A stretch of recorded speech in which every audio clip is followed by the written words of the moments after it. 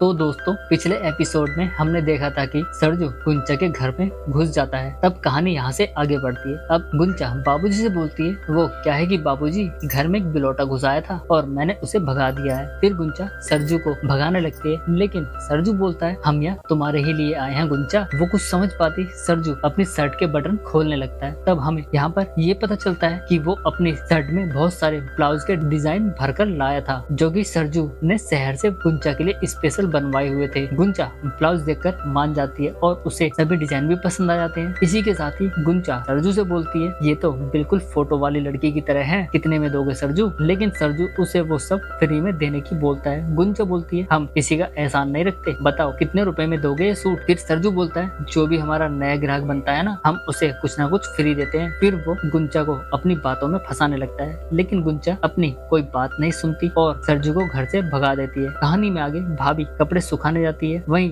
देवर जी exercise कर रहे थे। वो भाभी को नहीं देखते, लेकिन भाभी उन्हें देखे ही जा रही थी। भाभी के मन में कुछ चल रहा था, लेकिन भाभी का पति नौकरी ढूंढने तो बाहर गया था और भाभी को वो खिलौना चाहिए था जो उसे देवर ही दे सकता था। इसलिए वो देवर के साथ रोमांस करने लगती है, लेकिन इस बार भी कार्यक्रम नहीं बन पाता। तब कहानी में आगे हम गुंचा को सरजू के साथ देखते हैं, जहाँ वो गुंचा के लिए फिर से कपड़ों के नए डिजाइन लाता है, लेकिन इस बार उसकी लव स्टोरी थोड़ी आगे बढ़ जाती है। यहाँ पर दोनों रोमांटिक कार्यक्रम में लग जाते हैं और खूब रोमांस करते हैं, दोनों पलंग तोड़ते हैं। इसी के साथ ही चरम सुख पा लेते हैं। अब उन दोनों की लव स्टोरी की कहानी काफी आगे बढ़ जाती है। गुंचा सरजू से बोलती है हम अब जल्दी से जल्दी तुमसे ब्याह करना चाहते हैं, कल बाबूजी घर पर हैं, उनसे आकर मिल लो। इतना सुनकर सरजू गुंचा की गर्दन जोर से पकड़ लेता है। वो सरजू पर जोर से चिल्लाती है और बोलती है हम जब भी तुमसे ब्याह की बात करते हैं तो पता नहीं तुम्हें क्या हो जाता है। सरजू बोलता है तुम्हें जवाब चाहिए ना, तो कल सुबह नदी के किनारे आ जाना, तुम्हें तुम्हारी सारी बातों के जवाब मिल जाएंगे। इतना बोलकर दोनों वहाँ से चले जाते हैं। कहानी में फिर से हम भाभी जी को देखते हैं। वो अपने पति को फोन करती है, लेकिन उसका पति फोन पिकअप ही नहीं कर पाता। तब भाभी परेशान हो जाती है, क्योंकि भाभी के अब सब्र का बांध टूटा जा रहा था। उसे लग रहा था कि उसके साथ अब प्यार भरी बातें कौन करेगा। अब बस फोन ही भाभी का सहारा बन गया था। कभी पति से बात करवाता है तो कभी मेरे काम आता है। तब हम देखते हैं कि पति का फोन आ जाता है और भाभी फोन उठाकर साड़ी में रख लेती है, जिसके बाद भाभी